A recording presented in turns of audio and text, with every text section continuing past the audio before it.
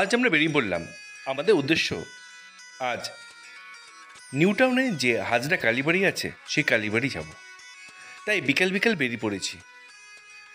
প্রথমেই আমরা চলে এলাম নিউ টাউনে বিশ্ববাংলা। এই বিশ্ববাংলা থেকেই অটো কিংবা বাস পাওয়া যায়, যেই বাসে করে আমাদের যেতে হবে কারিগরি ভবন। বিশ্ববাংলা স্টপেজ থেকে আমরা অটোয় উঠেছিলাম। অটোয় মাথাপিছু ভাড়া পড়েছিল 10 টাকা। মিনিট 10 সময় লাগে এই কারিগরি ভবন আসতে।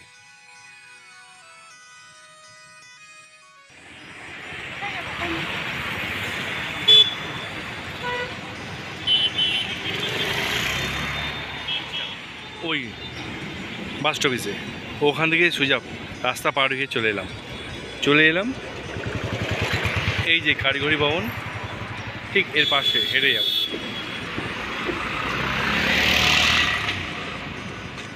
এই কারিগরি ভবন ঠিক এর পাশে, এই গলিটা।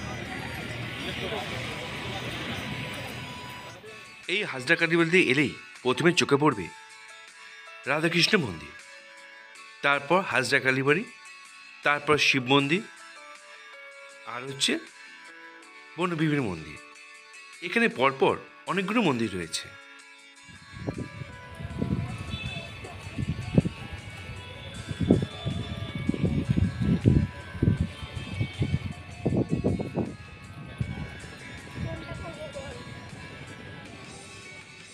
এই মন্দিরের গায়ে পুরনো সব বিভিন্ন দেবদেবীর বিভিন্ন পৌরাণিক ইতিহাস তুলে ধরা হয়েছে।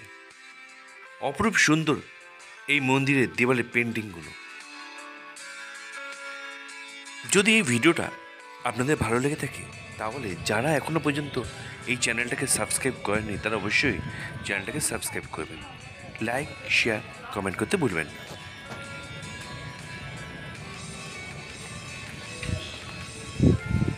আমরা এখন পৌঁছে গেছি নিউ টাউনে যে রাধাকৃষ্ণ মন্দির, এই সেই রাধাকৃষ্ণ মন্দির।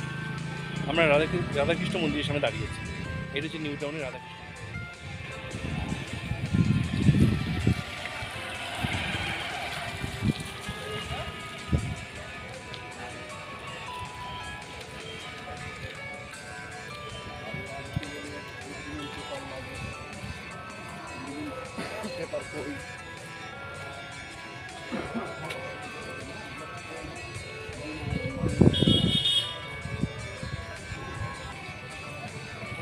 এই হচ্ছে রাধাকৃষ্ণ মন্দির।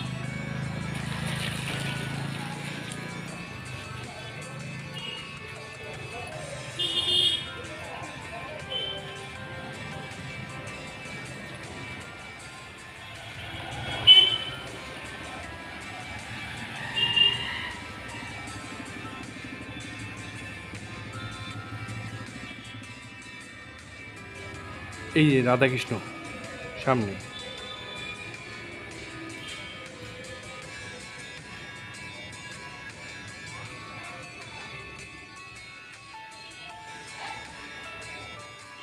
মা শারদামণি, রামকৃষ্ণ, বিবেকানন্দ।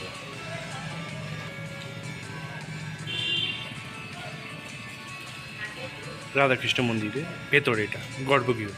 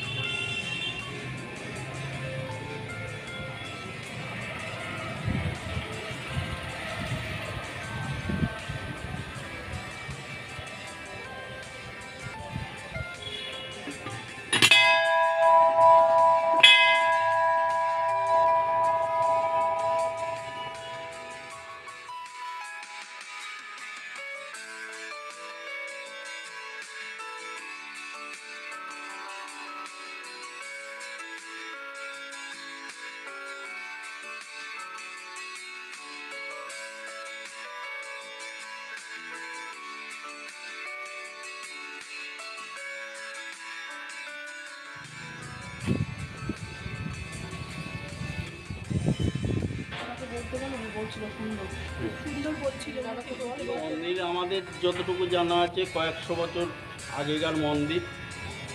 এই মন্দিরের বাৎসরিক পূজা হয় নীল ষষ্ঠীর দিনকে। এখানে বলি হয় ওই 180 এরম পাটা বলি হয়। এবারে মায়ের বাবার পূজা টুজা হয়, ওই দিন থেকে আবার মেলা শুরু হয়ে যায়। এক সপ্তাহ আমাদের মেলা থাকে, প্রচুর জনসমাগম হয়। এটি কত বছরের মন্দির এটা? এই কয়েকশো বছর আগে মন্দির এটা। আগে যখন ছিল এখানে এই মন্দির ছিল না, তখন তালপাতার একটা কুঁড়ে ঘর ছিল, মাটির বেদি ছিল। এখন এগুলো সংস্কার করে আমরা এইভাবে করেছি। এই যত মন্দির আছে আগে এই মন্দিরটা করেছি, তারপরে ওগুলো সব পরপর করা হয়েছে। জগন্নাথ মন্দিরটা এবারে 6 বছর চলছে কাজ, এখনও কাজ শেষ হয়নি। এই 11ই জুলাই আমরা প্রতিষ্ঠা করেছি, লোকজন আসছে দেখছে। না, হাজরা কালীবাড়ি একটা কথা শুনেছি যে মাথায় খুলিগুলো রয়েছে। হ্যাঁ, ওটা হচ্ছে পঞ্চদেবতা রূপে পূজা হয়। ও প্রথম থেকেই ওগুলো আছে। ওই মাথায় খুলিগুলো, হ্যাঁ, প্রথম থেকেই আছে। এই পুজোটা কবে হয়? নীল ষষ্ঠীর দিনকে, চৈত্র মাসের 29 তারিখ নীল ষষ্ঠী পূজা, ওই দিনকে বাৎসরিক পূজা। বাৎসরিক পূজা। এখানে কটা মন্দির রয়েছে? এখানে আছে, এখানে 3টে বেদি আছে। একটা শিবের মন্দির আছে, একটা বাবা হাজরা কালীর মন্দির আছে, একটা শ্মশান কালীর মন্দির আছে। পিছনে আছে আপনার হচ্ছে বনবিবি মন্দির, মা দুর্গা বলা চলে। এদিকে আছে একটা রাধা গোবিন্দর মন্দির। ওই সামনে আছে জগন্নাথ মন্দির, বিশাল আকারের, 120 ফুট হাইট আছে। দাদা, আপনার নামটা কি? আমার নাম অমল নস্কর। আমি লোকাল, মানে ট্রাস্টি করে। আমি ট্রাস্টির সদস্য। Thank you. না না না,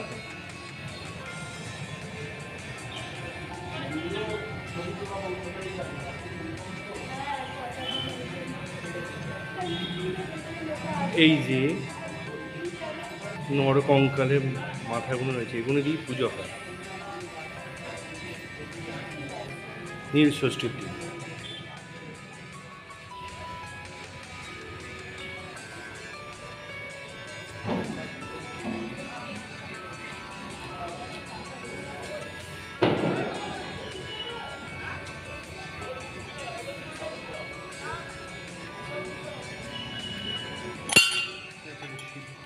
লিঙ্গ,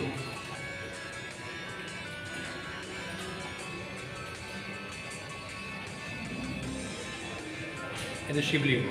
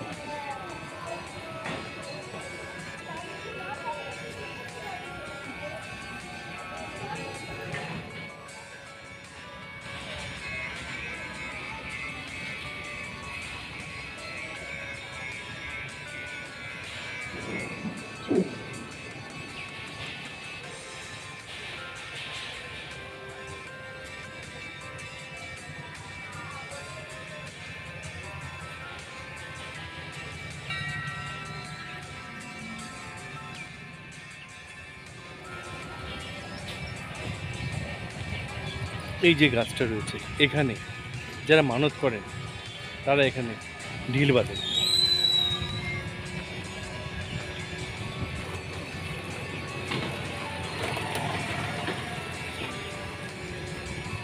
ঠিক মন্দিরের পেছনেই রয়েছে।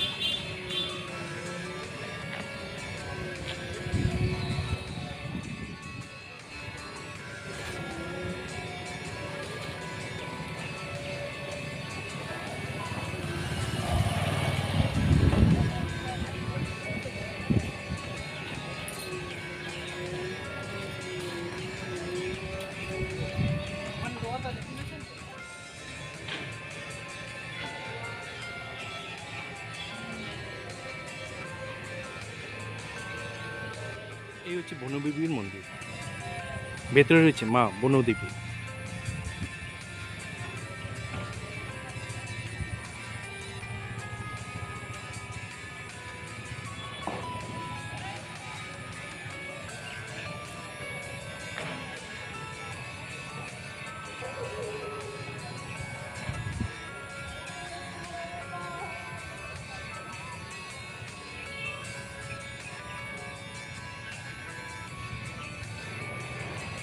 সুন্দরবনে যখন কাঠ কাটতে যান বা মধু সংগ্রহ করতে যান, তখন আগে এই বনদেবীকে পুজো করে তারপর তেনারা বের হন পুজো করে।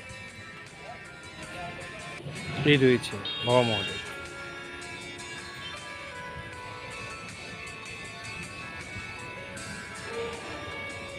সামনে মহাদেবের একটা বড় মূর্তি, সামনে রয়েছে বড় একটা বট গাছ।